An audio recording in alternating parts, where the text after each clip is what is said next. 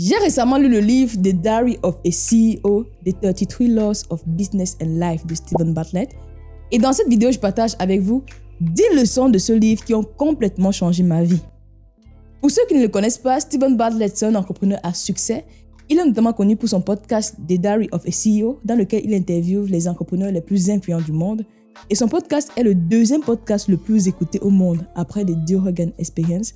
Et en termes de croissance, c'est une croissance de dingue. Steven Bartlett, c'est un entrepreneur qui m'inspire, que je suis énormément. Raison pour laquelle j'ai décidé de partager avec vous justement 10 leçons de ce livre qui m'ont marqué, qui m'ont impacté. Et j'espère également que ces leçons vont transformer vos vies. On va commencer tout de suite par la première leçon. La première leçon qui m'a marqué dans ce livre, qu'est-ce qu'il dit? Il dit pour pouvoir réussir dans la vie, pour pouvoir devenir riche, pour avoir un certain niveau d'impact, il faut remplir 5 buckets dans le bon ordre. Le premier bucket, what you know, vos connaissances. Le deuxième bucket, what you can do, qu'est-ce que vous pouvez faire, vos compétences. Le troisième bucket, who you know, votre réseau. Quatrième bucket, what you have, vos ressources. Cinquième bucket, what the world thinks of you, votre réputation. Et il insiste énormément sur le fait que pour réussir, il faut remplir ces buckets dans le bon ordre. Premier élément, on doit remplir nos connaissances. Parce que c'est grâce aux connaissances qu'on peut justement appliquer un domaine spécifique et avoir les compétences. Donc, avant d'avoir les compétences, qui est le deuxième bucket, on doit d'abord commencer par investir dans les connaissances. Comment est-ce qu'on arrive à acquérir des connaissances? En allant à l'école, en lisant des livres, en regardant des podcasts. Donc, la première chose à faire dans la vie si on veut réussir, c'est s'assurer qu'on a des compétences, des connaissances suffisantes. Une fois qu'on a ces connaissances, il faut les appliquer. Parce que si vous avez des connaissances, ça reste que théorique. Si vous avez des connaissances, vous ne les appliquez pas, en fait, vous n'allez pas savoir quel est l'impact réel de ces connaissances-là. Raison pour laquelle, à chaque fois que vous apprenez quelque chose, n'hésitez pas à les appliquer, à passer à l'action pour pouvoir avoir des compétences. Okay? Donc, premier bucket, on a les connaissances. Deuxième bucket, on a les compétences qui sont juste tout simplement l'application de ces connaissances-là. Et lorsqu'on a les compétences, pour Steven Bartlett, on peut avoir accès à un réseau. Je prends un exemple simple. Moi, j'ai étudié à l'ENSAI, qui est une école d'ingénieurs en France. Donc, la compétence que j'ai, c'est quoi? C'est je suis data scientist, je connais les modèles de machine learning, je connais l'intelligence artificielle. Ça me permet d'avoir accès au réseau des personnes qui connaissent ce domaine-là. Aujourd'hui, je suis sur YouTube. J'ai beaucoup d'amis YouTubeurs aujourd'hui parce que j'ai cette compétence de faire des vidéos. Vous voyez? Donc, la connaissance, la compétence vous permet d'avoir accès à un réseau. Donc, quand vous accédez à des écoles comme HEC, en réalité, c'est parce que vous avez une connaissance, vous avez une compétence qui vous donne accès au réseau de HEC. Vous avez fait Polytech X, vous avez une connaissance, une compétence qui vous donne accès à ce réseau-là. Et c'est très important. Et c'est valable pour tout, en fait. Aujourd'hui, je suis YouTubeuse, j'ai accès au réseau des YouTubeurs qui ont peut-être le même niveau que moi, quelque chose comme ça. Et quatrième élément, ok, j'ai mes connaissances, je les ai appliquées, j'ai les compétences, j'ai accès au réseau. C'est le réseau qui me permet d'avoir accès aux ressources, en fait. Et quand on parle de ressources, on parle d'argent, on parle de ressources humaines. Quand j'ai accès au réseau de l'ENSAI, par exemple, je peux contacter facilement une personne qui a fait l'ENSAI sur LinkedIn. Lorsque l'ENSAI organise des activités, j'ai accès au réseau de l'ENSAI. Et grâce à ce network-là, je peux avoir des opportunités qui ne sont pas accessibles hors du réseau. Donc, il faut savoir que le network vous donne accès aux ressources en réalité. Et dernière partie, c'est what the world think about of you, your reputation. Quelle est votre réputation? En fait, quand vous avez la connaissance, ensuite vous appliquez, vous avez la compétence. Quand vous avez la compétence, vous avez un réseau. Quand vous avez un réseau, vous avez accès aux ressources. Et grâce aux ressources, vous pouvez investir pour travailler justement sur votre réputation. Il y a beaucoup de personnes qui pensent que pour pouvoir lancer un business, il faut avoir de l'argent. Et à chaque fois, je veux dire, c'est faux en fait. Vous n'avez pas besoin d'argent en 2026 pour lancer un business. Si aujourd'hui, vous ne réussissez pas dans votre vie, demandez-vous, est-ce que j'ai les connaissances? Est-ce que j'ai des compétences? Parce que si vous avez la connaissance et la compétence, vous avez accès à un réseau, vous avez des ressources et vous améliorez votre réputation. Donc, il faut remplir les buckets dans le bon ordre. Et moi, aujourd'hui, j'investis vraiment dans le remplissage de ces buckets-là. Vous voyez, j'ai les connaissances en data science, je continue à me former, je continue à apprendre. En fait, l'apprentissage fait partie de mon quotidien. Il n'y a pas une seule journée où je n'apprends pas vraiment. Tous les jours, j'apprends. Que ce soit en lisant un livre, en regardant des podcasts, en discutant avec d'autres personnes. Donc, l'apprentissage doit être continu en fait. On n'arrête jamais à apprendre, ok? Ça me pousse justement à partager avec vous la deuxième loi qui m'a marqué dans ce livre, en fait. Et justement, dans la partie apprentissage, Stephen Bartlett dit « To master it, you must create an obligation to teach it. » Qu'est-ce que cela veut dire? Ça veut dire que si vous souhaitez maîtriser n'importe quoi, vous souhaitez être compétent dans n'importe quel sujet, vous devez vous créer l'obligation de l'enseigner. Et je dis souvent que dans une salle de classe, la personne qui apprend le plus, ce n'est pas l'étudiant, c'est l'enseignant. Pourquoi? Parce que l'enseignant doit d'abord faire l'effort de structurer sa pensée, restituer, répondre aux questions de l'étudiant. Quand on était plus jeune, on nous poussait à réciter les cours. Et je pense que la meilleure façon d'apprendre, c'est lorsque vous avez reformulé ces cours-là en vos propres thèmes. C'est comme ça que vous apprenez. Donc, pour apprendre n'importe quoi, il faut que vous créez l'obligation de l'enseigner. Et c'est ce que moi je fais. Sur YouTube, j'ai la chaîne YouTube Le Coin Stat où je parle d'IA. C'est parce que je me crée l'obligation d'enseigner l'IA que j'apprends davantage sur l'IA. Sur LinkedIn, je partage régulièrement. Je crée l'obligation.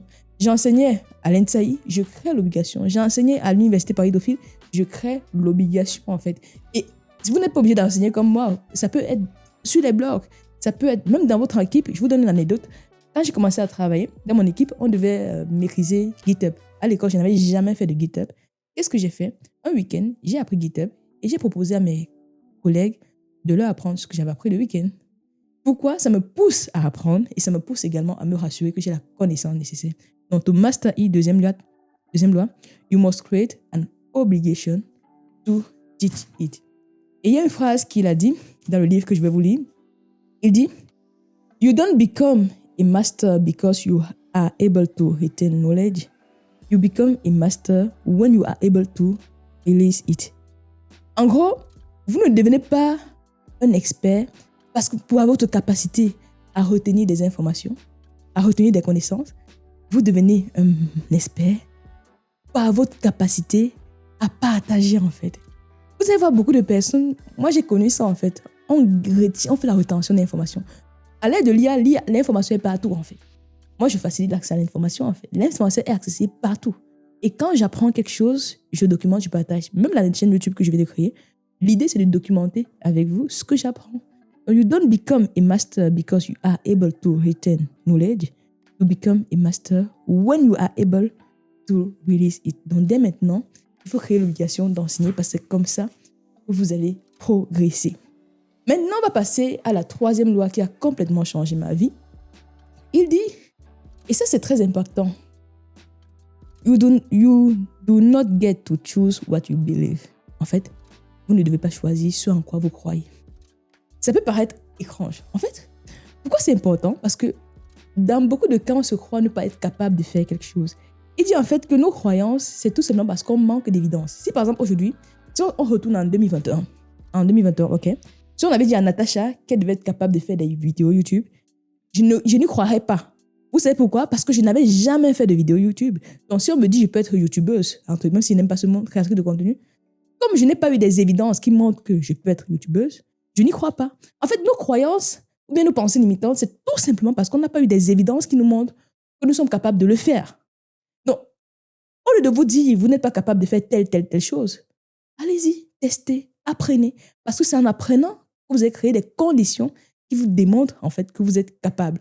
Donc, parfois, on pense quelque chose d'impossible, tout simplement par manque d'évidence. Donc, lorsque j'ai une croyance qui me pousse à croire que c'est impossible, en fait, moi, je m'avais cherché l'évidence. C'est l'évidence qui vous fait changer votre croyance. Aujourd'hui, vous me voyez parler à la caméra, vous avez l'évidence que je peux faire une vidéo YouTube. Parce que vous voyez. Mais si je vous le dis sans évidence, vous n'y croyez pas. Et c'est pareil pour vous, en fait. Si vous n'avez pas d'évidence qui montre que vous êtes capable de faire quelque chose, vous n'y croyez tout simplement pas. Donc, ne choisissez pas ce en quoi vous croyez. Cherchez des évidences. Et une phrase qui m'a parlé dans ce livre, où il dit « Stop telling yourself you are not qualified, good enough or worthy. Growth happens when you start doing the things you are not qualified to do. » Arrêtez de vous dire que vous n'êtes pas qualifié, pas assez, ou encore vous n'avez pas la capacité de le faire. La croissance arrive quand vous commencez à faire des choses pour lesquelles vous n'êtes pas du tout qualifié. Et moi, mon mindset aujourd'hui, quelle que soit la mission que vous me donnez, je vous assure, même si je ne l'ai jamais fait, la règle, c'est oui d'abord. On va le faire. On va chercher des évidences, en fait. Au pire des cas, j'apprends. Vous voyez? Cherchez des évidences, quelles que soient vos croyances, c'est comme ça que vous progressez. Troisième loi de Stephen Bartlett que j'applique. Je n'ai plus de pensées limitantes, je n'ai plus. J'en ai moins. Et à chaque fois que j'en ai, en tout cas, je cherche des évidences pour montrer que je suis capable et que je peux y arriver. Et dans l'entrepreneuriat, c'est très important. On va maintenant passer à la 4e loi. J'y vais tout doucement, OK? 4e loi, elle est très spéciale. Stephen Bartlett nous dit, you must learn into bizarre behavior.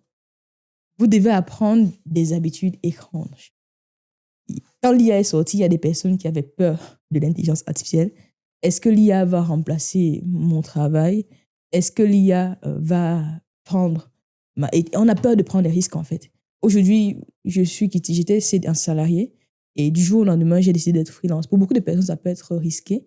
Mais Stephen Bartlett dit, écoutez, taking no risk will be your biggest risk.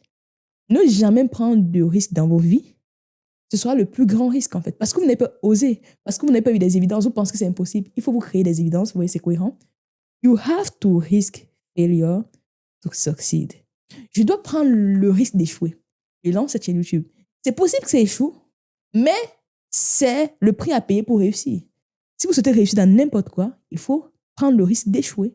Si vous ne voulez pas échouer, vous n'allez réussir rien du tout dans vos vies. Il dit, you have to risk a heartbreak to love. Si vous n'avez jamais, si vous avez peur d'avoir un cœur brisé, vous n'avez jamais aimé une personne parce que vous ne faites pas l'effort, vous ne testez pas parce que vous avez peur d'avoir un cœur brisé. L'amour vient en testant. L'amour vient en prenant des risques, en aimant une autre personne. Donc, ce n'est pas en ayant peur d'avoir le cœur brisé, c'est en testant. You have to risk criticism for the applause. Vous devez prendre le risque d'être critiqué pour être applaudi. Beaucoup de personnes aujourd'hui ont peur d'être sur YouTube parce qu'on a peur de ce que les autres vont penser. Mais la réalité, c'est que ça fait partie du jeu, en fait. Ça fait partie du game. Quand je mets cette vidéo YouTube, il y a des personnes qui ne vont pas aimer et c'est OK. Je prends le risque que les personnes n'aiment pas. Il y en a qui vont applaudir et ça fait partie du jeu. You have to risk the ordinary to achieve the extraordinary. En gros, vous devez prendre le risque de faire des choses ordinaires pour avoir l'impact extraordinaire. If you live avoiding risk, you are risking missing out on life. Si aujourd'hui vous vivez en évitant le risque, vous êtes en train de risquer de ne pas vivre vos vies. Donc, ne pas prendre le risque, c'est votre plus grand risque. C'est la 4e leçon que Stephen Bartlett m'a appris. Et aujourd'hui, je n'hésite pas, j'ose, je prends le risque, je quitte le salariat, je suis freelance, je suis entrepreneur, je fais de la vidéo YouTube, même si personne ne regarde. Ça fait partie du jeu, ça fait partie du game et c'est comme ça que je progresse. On passe maintenant à la 5e loi qui m'a marqué dans ce livre. Et celle-là, c'est celle sur laquelle je dois encore travailler à titre personnel. Je vous la lis, la loi. La loi dit ceci. Always prioritize your first foundation. Qu'est-ce qu'il nous dit? Il dit qu'on doit toujours prioriser l'élément de base de la vie. Vous savez, dans la vie, on a tendance à courir auprès des millions. On veut avoir beaucoup d'argent. On veut passer de bons moments avec nos proches. On veut s'amuser. On veut voyager. Mais tout ça est possible seulement à cause d'une seule chose. La chose la plus importante qui nous permet de faire tout ce qu'on veut, c'est la santé, en fait. C'est vraiment la santé, le pilier de toute vie, en fait. Notre corps, notre esprit. On parle de santé, c'est la santé physique, la santé mentale. Il faut prendre le temps d'investir sur ces fondations parce que c'est la clé. Moi, à titre personnel, c'est un élément sur lequel je dois encore travailler, je dois encore m'améliorer. Je vous dis ce que j'ai mis en place, par exemple, d'un point de vue santé. Sur le plan santé, tous les matins, par exemple, j'ai une routine. Je vais courir pendant 5 minutes. C'est récent. J'ai commencé en décembre. Ça fait déjà bientôt 2 mois que je tiens tous les jours pendant minimum 5 minutes. Je cours. Qu'il pleuve, qu'il neige, je vais courir. Ensuite, qu'est-ce que je dois faire également? Je vais prendre une douche froide. Ensuite, pourquoi je prends la douche froide? Je vais faire une autre vidéo là-dessus. Ça vient également d'un autre livre et on en reparle plus tard. Ensuite, je vais faire le journal. Pourquoi? Parce que je me suis rendu compte que quand j'écris, j'arrive à avoir l'esprit plus clair. J'avais tendance à oublier. Mais quand j'écris, j'arrive à avoir une pensée plus claire. J'arrive à me souvenir plus des choses que j'ai vécues.